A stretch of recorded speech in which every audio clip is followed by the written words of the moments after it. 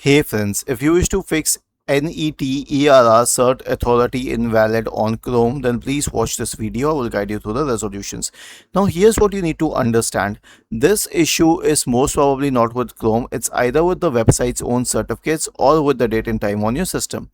Now before anything else, disable any or disconnect any VPN that is connected on your system. After this, right click on the start button and select settings from the menu. Go to the time and language tab, select date and time, and then turn all these three switches on and click on sync now. Okay, this will sync to the original time and that should fix the problem. Okay, and the last solution if all of these fail is to contact the website administrator. Maybe his certificates are invalid, but I think that fixing the date and time should fix it if it's not an issue with the website. An alternate thing that you can do is try opening that website on your mobile phone and check if it helps. Was this helpful?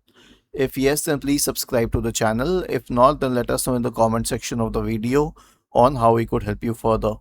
Thank you for watching this video and have a nice day.